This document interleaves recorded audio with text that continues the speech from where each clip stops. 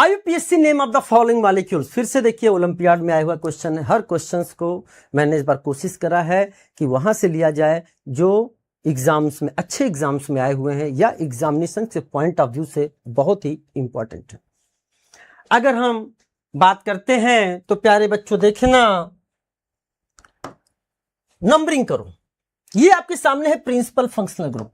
Principal functional group, तो principal functional group से जुड़ा हुआ कार्बन को जो है वो मिनिमम पॉसिबल नंबर मिलना चाहिए। अगर हम इधर से जाते हैं तो 1 2 3 4 नंबर मिल रहा है। इधर से जाओ 1 2 3 एंड 4, दोनों तरफ से इसको नंबर क्या मिल रहा है, 4 नंबर। तो ये डिसाइड नहीं कर पाएगा। तो अब हमें क्या करना होगा, अब ध्यान से देखना, मल्टीपल बॉन्ड को देखो। इधर से 1 2, इधर से भी 1 2। क्या बात है, कंपटीशन खतरनाक चल रहा है, जैसे आप लोगों के बीच में चल रहा है। तो अब जब डबल बॉन्ड और ट्रिपल बॉन्ड, मल्टीपल बॉन्ड की बात करते हैं, इधर से चले तो क्या दिख रहा है, 1 2, ये 2 हो गया, 3 4 5, तो इधर से 2 एंड 5, और इधर से चलो तो 1 2 3 4 5, इधर से भी 2 5, इधर से भी 2 5। This is called symmetrical position of multiple bond. और इस कंडीशन में आपको पता है कि इन को प्रायोरिटी आइन से ज्यादा दी जाती है, बिकॉज अल्फाबेटिकली ई पहले आता है एंड वाई बाद में आता है। तो नंबरिंग हमें कैसे करनी पड़ेगी, लेफ्ट साइड से करनी पड़ेगी। तो ये हो जाएगा 1, ये है 2, ये है 3, ये है 4, ये है 5, ये है 6 और ये हो जाएगा 7। तो इस बार डिसाइड किसने किया नंबरिंग, प्रिंसिपल फंक्शनल ग्रुप ने किया? ना, मल्टीपल बॉन्ड ने किया, हाँ, लेकिन किसने किया? क्या लोएस्ट लोकेंट रूल ने किया? नहीं। सिमेट्रिकल पोजीशन आ गया तो इन को आइन से ज्यादा प्रायोरिटी देते हैं, उसने डिसाइड किया है प्यारे बच्चों। तो अब तो बहुत ही आसान हो गया है। अब तो अगर हम बात करते हैं 7 कार्बन है तो आपके सामने हो जाएगा प्यारे हेप्ट 2 पर इन एंड 5 पर आइन। लिखेंगे अल्फाबेटिकली इन और आइन, तो हेप्ट 2 इन 5 आइन एंड 4 पर ऑल। आंसर आप गया आपके सामने सेकंड आंसर। बहुत प्यारा क्वेश्चन। चलिए साहब, नाउ ये क्वेश्चन आपके एनसीईआरटी में नहीं है, बट आपके एनटीए के द्वारा included syllabus practical organic chemistry में है। लेबोरेटरी मैनुअल केमिस्ट्री में जब जाएंगे, test for functional group in organic compound page number 97 पर वहां पर दे रखा है। साथ में जेईई मेंस 22-24 में भी इस पर क्वेश्चंस आए हुए हैं।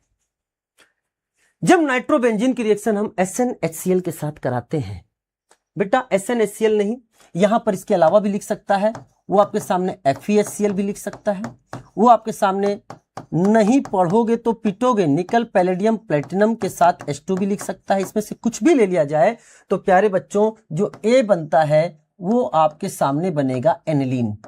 यहां पे आपके सामने प्यारे बच्चों बन गया ये NH2 एनिलीन का फॉर्मेशन, ये बन गया आपके सामने रिडक्शन। अब रिडक्शन की बात करें थोड़ा सा तो ये भी ध्यान सुनना, एनसीईआरटी के गिवन पेज नंबर पे जाएंगे। Nitro compounds are reduced to amines by passing hydrogen gas in the presence of finally divided nickel palladium, nickel या पीडी पीटी एनआई, तो nickel palladium or platinum and also reduced with metal in acidic medium SnHCl FeHCl. Nitroalkanes can also be similarly reduced to the corresponding alkane amines. And FeHCl जो हो प्यारे बच्चों होता है ये आपका बेस्ट मेथड होता है। अगर मेटल प्लस HCl की बात करें, मेटल प्लस एसिड की बात करें तो ये बेस्ट मेथड क्यों होता है? बिकॉज FeHCl के साथ रिएक्शन करके यहां पर FeCl2 बनता है और FeCl2 वापस से हाइड्रोलाइज होकर वापस से HCl दे देता है। तो हम जब आयरन स्क्रैप यूज करते हैं उसके साथ थोड़ा सा भी HCl यूज करेंगे तो रिएक्शन हो जाएगा। एनसीईआरटी ने दे रखा है प्यारे बच्चों ये क्वेश्चन AR में या फिर ये क्वेश्चन स्टेटमेंट बेस्ड क्वेश्चन वापस से बन सकता है। Reduction with iron scrap and hydrochloric acid is preferred because FeCl2 form gets hydrolyzed to release hydrochloric acid during the reaction, thus only a small amount of hydrochloric acid is required to initiate the reaction. अब सुनना मेरी बात ध्यान से, चलो ये थोड़ा सा रिवाइज कर दिया मैंने यहाँ पे। NaNO2HCl लोगे 0 से 5 डिग्री सेंटीग्रेड तो प्यारे बच्चों यहां पर there is a formation of benzene diazonium chloride, बन गया आपके सामने N2 plus Cl minus, benzene diazonium chloride का फॉर्मेशन होता है। यहां 0 से 5 डिग्री सेंटीग्रेड लिखा नहीं है, कोई बात नहीं। अब हम इसकी रिएक्शन कराने जा रहे हैं बीटा नेप्थॉल से इन एल्कलाइन मीडियम। अगर हम बात करें प्यारे बच्चों तो नेप्थलीन, हमने सबसे पहले नेप्थलीन बनाया। बहुत ध्यान समझना, एक क्वेश्चन के थ्रू हम आपको 2 क्वेश्चन समझाने का प्रयास करेंगे। ये आपके सामने अल्फा और ये आपके सामने बीटा पोजीशन कहलाता है, ये अल्फा और ये बीटा। तो अगर हमने आपके सामने यहां पर OH लगाया तो प्यारे बच्चों this is called as beta naphthol, इसे बोलते हैं प्यारे बच्चों this is called as beta naphthol. लेकिन अगर आपके सामने प्यारे बच्चे ध्यान से समझने का प्रयास करना, हो सकता है यही क्वेश्चन एग्जाम में पूछ लिया जाए, और यहां पर OH लगाते हैं this is called as a alpha naphthol. दोनों पर क्वेश्चन एग्जाम में आ चुके हैं, दोनों पर क्वेश्चन एग्जाम में आ चुके हैं, टेंशन मत लो, मैं आपको तरीका बताऊंगा। वैसे इसकी प्रॉपर मैकेनिज्म है, इसका हमें व्हील एंड इंटरमीडिएट बनाना पड़ता है, सिग्मा कॉम्प्लेक्स बनाना पड़ता है, उसकी स्टेबिलिटी से इसका जवाब देना होता है। लेकिन मैं आपको ट्रिक से क्वेश्चन बताने जा रहा हूं कि इसमें जो ये वाला पोर्शन आपके सामने दिख रहा है, जिसे मैं मजाक में टोपी बोल देता हूं, ये टोपी जैसा पोर्शन दिख रहा है, कैप जैसा दिख रहा है, यही पोर्शन नेप्थलीन का रिएक्टिव पोर्शन होता है, जहां आसानी से रिएक्शन होता है और यहां से बनने वाला प्रोडक्ट ही मेजर बनता है। बिकॉज जब यहां पर अटैक होता है आपका प्यारे बच्चों इलेक्ट्रोफाइल का, तो उससे बनने वाला जो इंटरमीडिएट होता है वो मोर स्टेबल बनता है। तो सर एक बात बताओ, यहां पे तो देखा जाए इधर भी है, इधर भी है, 1 2 3 4 पोजीशन है, हम कहां पे अटैक कराएं? तो प्यारे बच्चों हमें उस रिंग पर अटैक कराना है जिस पर इलेक्ट्रॉन डोनेटिंग ग्रुप जुड़ा हुआ है। तो हमने फोकस आपके सामने इस वाले रिंग को किया। लेकिन सर इसमें ऊपर भी है और नीचे भी है, दोनों तरफ से कहां अटैक कराएं? तो जिसके बगल में इलेक्ट्रॉन डोनेटिंग ग्रुप होगा, तो यानी प्यारे बच्चों इसका रिएक्टिव पोर्शन आपके सामने ये होगा, यानी बेंजीन डाइजोनियम क्लोराइड आपका यहीं पर रिएक्शन करेगा। और बेंजीन डाइजोनियम क्लोराइड होता क्या है? ये आपका एक वीक इलेक्ट्रोफाइल होता है, और वीक इलेक्ट्रोफाइल होने के कारण ही हमें यहां पर एल्कलाइन मीडियम लेना पड़ा है, ताकि यहां से एसिड बेस रिएक्शन करके O- बनाए और रिंग की एक्टिविटी को और बढ़ा दे, क्योंकि O- का +m या +r पावर ज्यादा होता है। तो यानी जो प्रोडक्ट बनेगा वो आपके सामने यहीं पर बनेगा। अब आप देख लो, आंसर देख लो। अगर आप आंसर चेक करते हो तो आपके सामने इधर देखिए बेटा, क्या ये वही वाला पोर्शन आपको नजर आ रहा है? ये आपके सामने ये अल्फा है, ये beta, that is beta position में बीटा नेप्थॉल है। आंसर आपके हो गया 3rd। हो सकता है बच्चों का आंसर क्वेश्चन एक और बन जाए, सर ये तो आंसर आ गया, मान लो मैंने यहीं पर OH लगा दिया होता लाइक दिस। तो प्यारे बच्चों अगर ये वाला पोर्शन आपके सामने ब्लॉक कर दिया गया, यानी ये वाली टोपी ब्लॉक कर दी गई, तो उसी रिंग के दूसरे वाले पोर्शन पर जाकर अटैक होगा। यानी अगर मैंने इसकी रिएक्शन करा दी बेंजीन डाइजोनियम क्लोराइड के साथ, प्यारे बच्चों ध्यान से समझना, बेंजीन डाइजोनियम क्लोराइड के साथ इसकी रिएक्शन करा दी, तो यहां से जो प्रोडक्ट आपके सामने बनेगा, एक क्वेश्चन के साथ एक क्वेश्चन आपको फ्री में मैं दे रहा हूं। तो प्यारे बच्चों ये भी क्वेश्चन जेईई मेंस में आ चुका है। तो आपके सामने यहां से N डबल बॉन्ड NPH ये वाला प्रोडक्ट आपके सामने बनेगा। ये एल्कलाइन मीडियम यहां लिख दिया मैंने, तो ये प्रोडक्ट बनेगा। अगर हमने अल्फा नेप्थॉल लिया, पूछा बीटा के लिए, क्वेश्चन मैंने अल्फा वाला भी बता दिया, इससे ये प्रोडक्ट बनेगा। और ये आपके सामने मैंने क्वेश्चन बना ही दिया। और ये आपके सामने प्यारे बच्चों एक बार तो इसने कलर से क्वेश्चन पूछा, ये देखिए हमारे प्रैक्टिकल ऑर्गेनिक केमिस्ट्री में एडेड है कि एरोमेटिक, इसे बोलते हैं दिस इज कॉल्ड एजोडाइट टेस्ट। मैंने आपको पढ़ाया था थैलिन डाइट टेस्ट और फोर्स देके पढ़ाया था कि यस आ सकता है, नीट 26 में थैलिन डाइट टेस्ट आ गया। अब प्यारे बच्चों देखो ये भी है एक एजोडाइट टेस्ट। तो अगर मैं इसकी बात करूं तो aromatic primary amines can be formed by azo dye test. Primary amines example aniline reacts with nitrous as generated in C2। ये एनिलीन के बारे में बात कर रहा है आपके सामने। By the reaction of sodium nitride with HCl at 0 से 5 degree centigrade to produce diazonium salt, that is benzene diazonium chloride. इसे बोलते हैं हमने benzene diazonium chloride BDC। This couples with beta naphthol to give a scarlet red dye. बेटा इसका colour भी पूछा है, जेईई मेंस में इसका कलर भी पूछा है कि बताओ जो कलर बनता है वो कंपाउंड क्या होगा, या फिर वो कलर बनाने के लिए किससे रिएक्शन कराना होगा। क्वेश्चन आया था स्कारलेट रेड डाई बनता है, बताओ रिएक्शन किसके साथ हुआ था? तो आंसर था beta नेप्थॉल। Which is sparingly soluble in water, तो इसे हम लोग बीटा नेप्थॉलेजो डाई भी बोलते हैं, स्कारलेट रेड डाई भी होता है, इसे हम ऑरेंज रेड डाई भी बोलते हैं। तो ये पूरा का पूरा आपके सामने देखो अटैक वहीं पर हुआ है, उसी टोपी पर अटैक हुआ है। ध्यान से समझ में आया। मैकेनिज्म क्लास में बताई जाती है, अच्छे से बताई जाती है, लेकिन अभी क्वेश्चन को सॉल्व करने का केवल मैंने आपको एक तरीका बताया है। लेकिन हाँ, ऐसे कॉम्प्लेक्स क्वेश्चन भी आप सॉल्व कर लोगे तो इसका आंसर क्या हो गया प्यारे बच्चों, थर्ड हो गया। चलिए साहब, now the compounds which give positive Fehling test are, अगर हम बात करते हैं फेलिंग सोल्यूशन या बेंडिक्ट सोल्यूशन की बात करते हैं, तो ये जो होते हैं प्यारे बच्चों, ये एलिफेटिक एल्डिहाइड के साथ रिएक्शन करते हैं। क्या होता है Fehling test? Fehling reagent comprises of two solution, Fehling solution A and Fehling solution B. Fehling solution A is aqueous copper sulphate, aqueous copper sulphate. Question exam में आया हुआ है कि ए क्या है, बी क्या है, क्वेश्चन पूछ सकता है। Fehling solution B is alkaline sodium potassium tartar, जिसे बोलते हैं Rochelle salt. These two solutions are mixed in equal amount before test.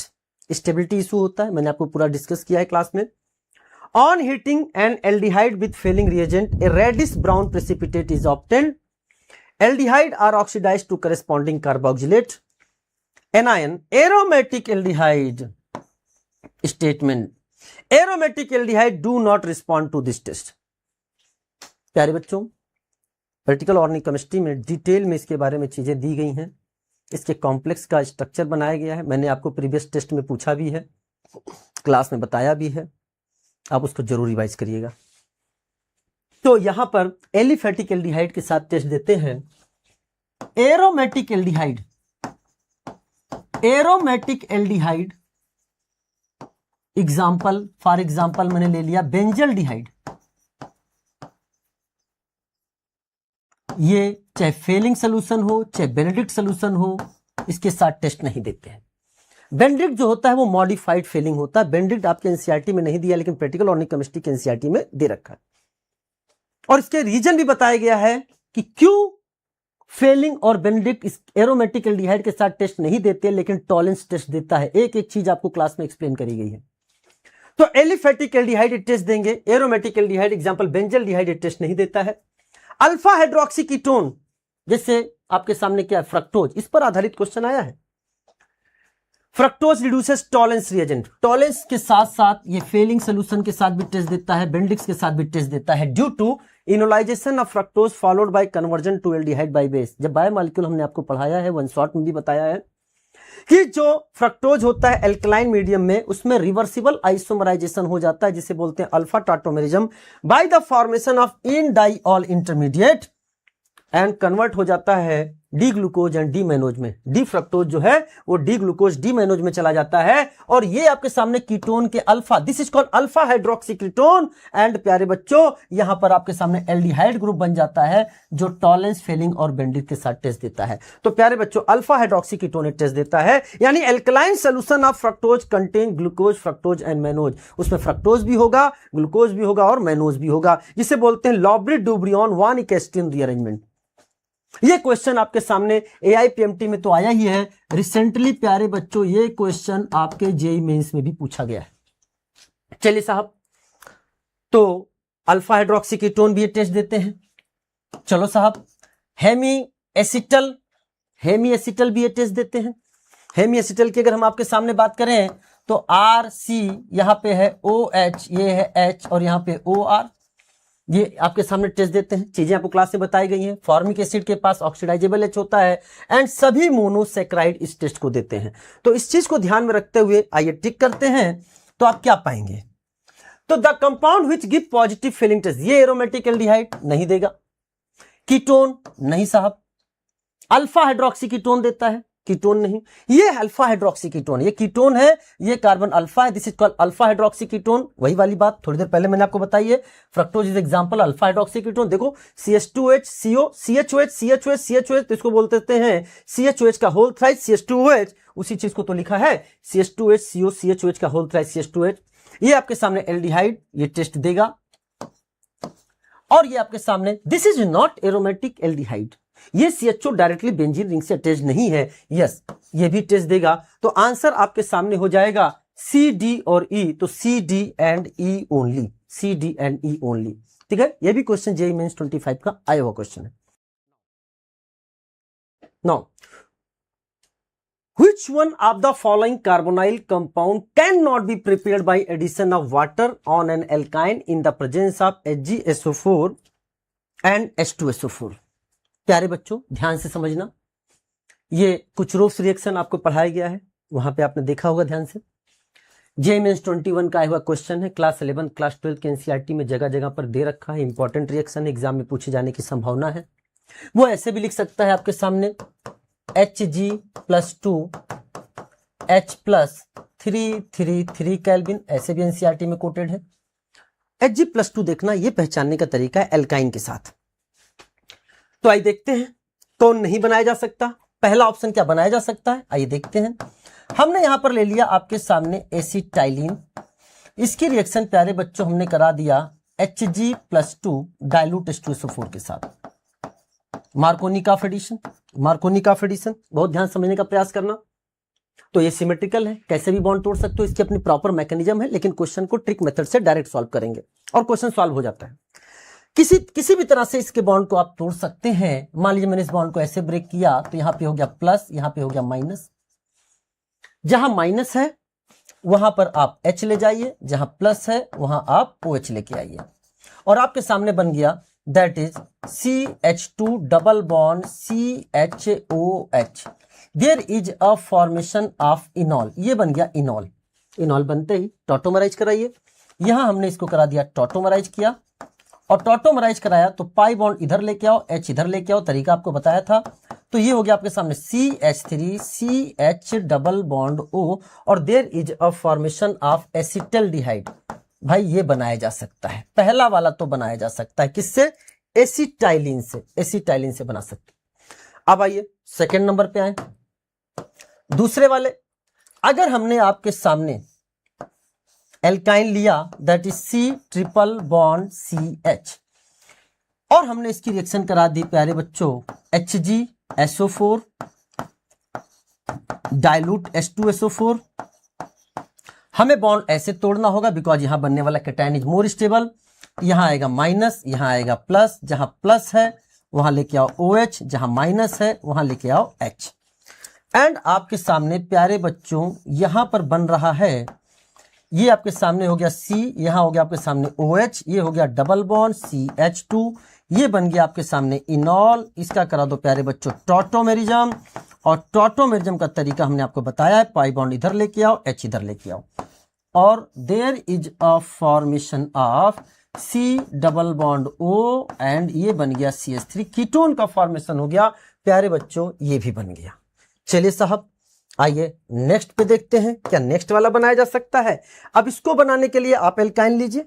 अगर आप इसको बनाने के लिए एल्काइन लेते हैं तो आप क्या पाएंगे, इधर देखिए मैंने ले लिया आपके सामने CH3, आप यहां देख सकते हैं 1 2 3 कार्बन है, तो हमने CH3 C triple bond CH propyne ले लिया। हमने यहां ले लिया Hg+2 H+333 केल्विन। मैं हर तरीके से लिख रहा हूं, कैसे कैसे वो पूछ सकता है। तो अब इसको बॉन्ड को कैसे तोड़ोगे, इस तरह से तोड़ोगे, यहां माइनस सोचोगे, यहां पे प्लस सोचोगे, क्योंकि यहां कैटायन मोर स्टेबल CH3 के इलेक्ट्रॉन डोनेटिंग इफेक्ट के द्वारा। जहां प्लस है वहां पे आप OH लेके आओगे, जहां माइनस है वहां H लेके आओगे। इनॉल इंटरमीडिएट का फॉर्मेशन होता है, एग्जाम में ये भी क्वेश्चन पूछा जा चुका है कि कौन सा इंटरमीडिएट बीच में बनता है, इनॉल बनता है। ये हो गया OH, यहां डबल बॉन्ड आपके सामने हो जाएगा CH2, इनॉल का फॉर्मेशन हो चुका है। आप करा दो टॉटोमेरिज्म, और आपके सामने हो गया CH3 C double bond O CH3, there is a formation of acetone, एक कीटोन है जो कि किससे बना दिया आपने, प्रोपाइन से। तो प्यारे बच्चों अगर आप लोगे तो प्यारे बच्चों यहां क्या बनेगा, यहां कीटोन बनेगा, और इसने क्या बना दिया, एल्डिहाइड। नहीं साहब, 3 कार्बन का कोई भी एल्काइन यही तो सोच सकते, इसके अलावा कौन सा एल्काइन सोच सकते हो। नहीं साहब ये नहीं बनेगा। चलिए अगला बात करते हैं, 1 2 3 4 कार्बन है। अगर हम 4 कार्बन के एल्काइन की बात करते हैं तो प्यारे बच्चों ध्यान सुना, ये आपके सामने था 3rd नंबर और ये आएगा आपके सामने 4th नंबर। तो आप बना सकते हो CH3 C H2 C triple bond CH। आप ये भी सोच सकते हो, यस आपने जो सोचा सही सोचा, आप ये भी सोच सकते हो, आपकी मर्जी, आप इन दोनों में से कोई भी सोच लो। आइए दोनों से ट्राई करते हैं। तो अगर इससे ट्राई किया मैंने प्यारे बच्चों, ऐसे भी लिख सकता है 1% HgSO4 डाइल्यूट H2SO4, ऐसे भी लिख सकता है प्यारे बच्चों वो। तो आपके सामने इस बॉन्ड को आप ऐसे तोड़ोगे, यहां पे सोचोगे माइनस, यहां पे सोचोगे प्लस, जहां प्लस है वहां पे लेके आओगे OH, जहां माइनस है वहां पे लेके आओगे H, और आपके सामने यहां बन रहा है CH3 CH2C, ये हो गया आपके सामने OH, यहां हो जाएगा आपके सामने CH2, ये बन गया आपके सामने इनॉल प्यारे बच्चों, पाई बॉन्ड इधर, H इधर, और ये आपने करा दिया टॉटोमेरिज्म, एंड प्यारे बच्चों यहां बनता है CH3 CH2C double bond OCH3, ये कीटोन बन रहा है। नीचे वाले से भी यही ट्राई कर लेते हैं। हमने लिख दिया यहां पर Hg+2, यहां लिख दिया आपके सामने H2SO4, ये चूंकि सिमेट्रिकल है, बॉन्ड किसी भी तरीके से तोड़ सकते हो। माना मैंने इस बॉन्ड को ऐसे तोड़ दिया, यहां पे आएगा प्लस, यहां पे आएगा माइनस, जहां माइनस है वहां H ले जाओ, जहां प्लस है वहां पे OH लेके आओ, और आपके सामने बनता है CH3 CH double bond C, यहां पे हो गया OH, और प्यारे बच्चों ये आपके सामने है CH3, ये आपके सामने इनॉल बन चुका है। आप यहां पर क्या करेंगे, टॉटोमराइजेशन करा देंगे। टॉटोमराइजेशन करने में हमने बताया पाई बॉन्ड इधर लेके आओ, H इधर लेके आओ, और बन गया आपके सामने CH3 CH2C double bond OCH3। आपने चाहिए एल्काइन लिया, चाहिए एल्काइन लिया, आपके सामने प्रोडक्ट बनने वाला सेम है। तो यानी प्यारे बच्चों क्या ये बन रहा है, यस ये बन रहा है। तो क्वेश्चन क्या है, कौन नहीं बन सकता है, तो आंसर है थर्ड, नहीं बन सकता, किसी भी तरीके से नहीं बन सकता। तो एक समरी भी यहां पे लिख सकते हैं कि अगर आप इस रिएक्शन में एसिटाइलिन लेते हो तो एसिटाइलिन से प्यारे बंदे बनता है एसिटल्डिहाइड। एसिटाइलिन लोगे तो इस रिएक्शन में बनेगा एसिटल्डिहाइड, और अगर अदर एल्काइन लेते हो, अदर एल्काइन लेते हो तो प्यारे बच्चों उससे बनेगा कीटोन। इस चीज का ध्यान रखना होगा अदर एल्काइन में कि केटायन जो है वो बीच में ही स्टेबल बनना चाहिए, कोई ऐसा ग्रुप ना लगा दिया हो।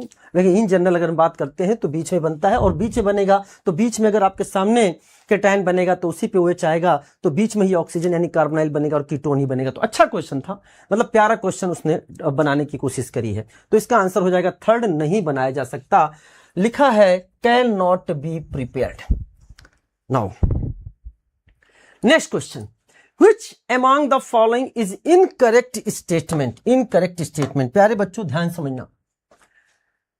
बात करें इलेक्ट्रोमेरिक इफेक्ट के बारे में, कुछ बातें हैं कि इलेक्ट्रोमेरिक इफेक्ट क्या होता है। The complete transfer of a shared pair of a pi electron to one of the atom joined by a multiple bond on the demand of an attacking reagent.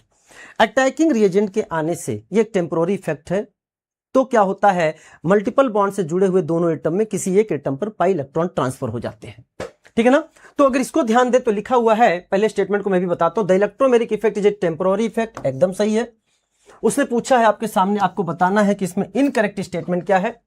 The organic compound show electromeric effect in the presence of reagent only, एकदम reagent के आने से effect होता है, reagent के ना आने से इफेक्ट नहीं होता है, एकदम सही है।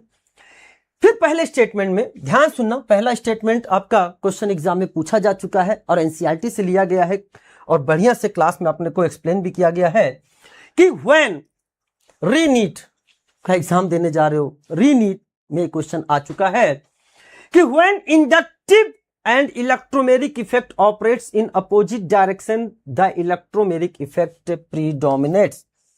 जब inductive effect and electromeric effect दोनों लगते हैं तो उसमें आपका इलेक्ट्रोमेरिक इफेक्ट प्रीडोमिनेट्स करता है। पूरी तरह से आपको इसको एक्सप्लेन किया गया है विथ एग्जांपल क्लासरूम में। अभी के लिए बस ये स्टेटमेंट आपको पता होना चाहिए। तो अगर हम आपसे बात करें तो yes, electromeric effect dominates over inductive effect, ये भी स्टेटमेंट सही है। अगला स्टेटमेंट क्या कह रहा है, hydrogen ion H+ shows negative electromeric effect. क्या प्यारा क्वेश्चन बनाया है। तो दो तरह के इलेक्ट्रोमेरिक इफेक्ट हो गए, एक पॉजिटिव इलेक्ट्रोमेरिक इफेक्ट, एक negative electromeric effect. Positive electromeric effect that is +E effect क्या है, in this effect the pi electron of the multiple bond are transfer to that atom to which the reagent get attached. इसका क्या मतलब है, माना ये pi bond जो है इस एटम पर, प्यारे बच्चों अगर वो इस एटम इस कार्बन पे आ रहा है, यानी इस कार्बन पे आ रहा है, तो प्यारे बच्चों यहां चार्ज क्या आ जाएगा प्लस, यहां चार्ज आएगा माइनस। बेटा मैं आपको बताना चाहता हूं, मैं जो इस तरह से बॉन्ड तोड़ रहा हूं केवल आपको समझाने के लिए, नहीं तो इसको जो सही तरीका है दिखाने का वो हम इस पाई बॉन्ड को हम इस तरीके से दिखाते हैं। इस तरीके से दिखाते हैं। लेकिन चीजें थोड़ा आसान बनाने के लिए मैं उस बॉन्ड को तोड़ देता हूं ताकि प्लस माइनस आपको दिखाई दे और आप बड़ी आसानी से क्वेश्चंस का जवाब दे सकें। तो चलिए ध्यान से देखें। तो हमने क्या किया प्यारे बच्चों, माना इस पाई बॉन्ड ये इस तरह ट्रांसफर हो गया, दोनों इलेक्ट्रॉन इस पर आ गए, इस कार्बन पर आ गए, तो यहां पर हेड पर बनेगा निगेटिव और टेल पर बनेगा पॉजिटिव, और जहां निगेटिव है वहीं पर H+ अटैक हो जाएगा। तो आपके सामने जिस कार्बन पर इलेक्ट्रॉन आया है, जिस कार्बन पर इलेक्ट्रॉन आया है, क्या उसी कार्बन पर reagent that is H attach हुआ है? यानी जिस कार्बन पर पाई इलेक्ट्रॉन ट्रांसफर हुए हैं उसी एटम पर रिएजेंट का अटैच होना कहलाता है प्लस ई इफेक्ट। प्लस ई इफेक्ट। तो H+ कौन सा इफेक्ट शो करेगा? निगेटिव पर अटैच करेगा ना, जहां निगेटिव चार्ज बन रहा है वहां अटैक करेगा ना। और निगेटिव चार्ज कहां बनेगा? जिस पर इलेक्ट्रॉन आया पाई इलेक्ट्रॉन, तो ये तो प्लस ई दिखा रहा है ना, और वो क्या कह रहा है कि H+ show negative electromeric effect. तो ये तो गलत हो गया ना, उसने कहा इनकरेक्ट स्टेटमेंट, आपका 4 इनकरेक्ट स्टेटमेंट हो गया। अब निगेटिव इलेक्ट्रोमेरिक इफेक्ट क्या है? Minus E effect. In this effect the pi electron of the multiple bond are transferred to that atom to which the attacking reagent does not get attach. पूरी NCERT की line है आपके सामने। For example carbonyl group में अगर बात करें, polar pi bond breaks towards more an atom, ये यहां पे टूटेगा और यहां माइनस होगा, यहां पे प्लस होगा, कार्बन पे प्लस और ऑक्सीजन पर माइनस आएगा, और ये आपके सामने न्यूक्लियोफाइल यहां इस कार्बन पर जाकर अटैच हुआ। यानी कहने के मतलब इस ऑक्सीजन पर वो पाई इलेक्ट्रॉन से जो है वो आया है, इस पर ट्रांसफर हुआ है, लेकिन रिएजेंट उस पर नहीं अटैच हो रहा है, दूसरे वाले एटम पर अटैच हो रहा है। तो जिस एटम पर इलेक्ट्रॉन ट्रांसफर होता है उसके अपोजिट वाले एटम पर रिएजेंट का जुड़ना कहलाता है माइनस ई इफेक्ट।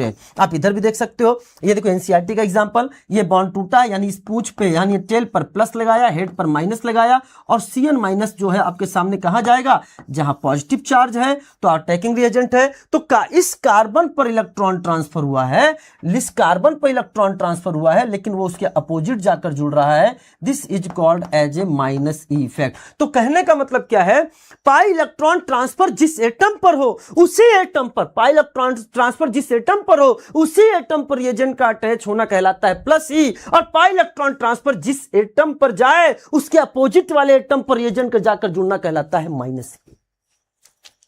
तो प्यारे बच्चों बताइए कैसा लगा आपको पेपर, कैसा लगा आपको डिस्कशन? ये क्वेश्चन जो आप सीरीज देख रहे हैं, क्वेश्चन आपने देखा है यहाँ पे डिस्कशन, आप अपना पॉजिटिव फीडबैक जरूर देना। मैंने पूरी कोशिश करी है।